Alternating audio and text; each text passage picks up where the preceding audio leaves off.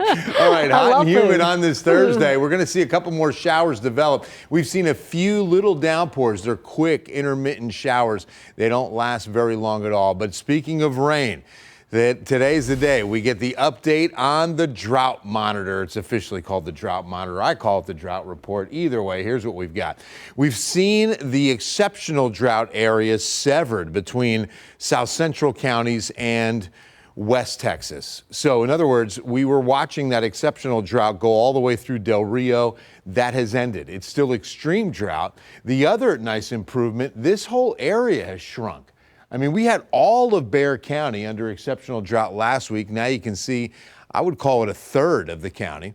Still all of Medina, Bandera, most of Kerr, and I'll call it a fifth of Kendall County, and then just a little bit of our southern county. So dramatic improvement since last week. That is very nice. Outside right now, lots of sunshine over our beautiful city skyline. 92 feels like 98 with that dew point running at about 70. You can see some considerable cloud cover over Morgan's Wonderland, even south as we look into downtown. This is Calaveras Lake, even San Antonio International. Some of that cloud cover has to do with Hurricane Eric making landfall in central Mexico. South of Mexico City is a Category 1, now down to a tropical storm on the last update with winds of only 50 miles per hour.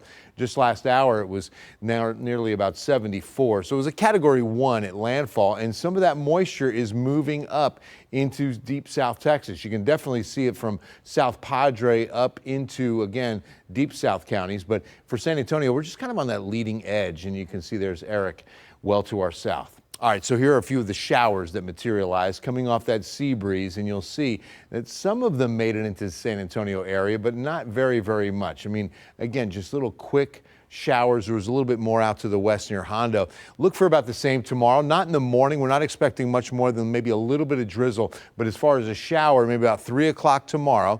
And then we look ahead to Saturday for about the same. Maybe we fill in a little bit more for a 10 to 20% chance of rain again on Saturday. So here's the 14-day forecast where we're only going to see an isolated shower at 10 to 20% through the weekend, the first weekend of summer. And notice that we've got those lower to mid 90s holding true. And then as we get into next week, we're looking at, again, mid 90s to stay the rule. 10% chance is the best it gets as we wrap up June, but we've done pretty good on rainfall for June.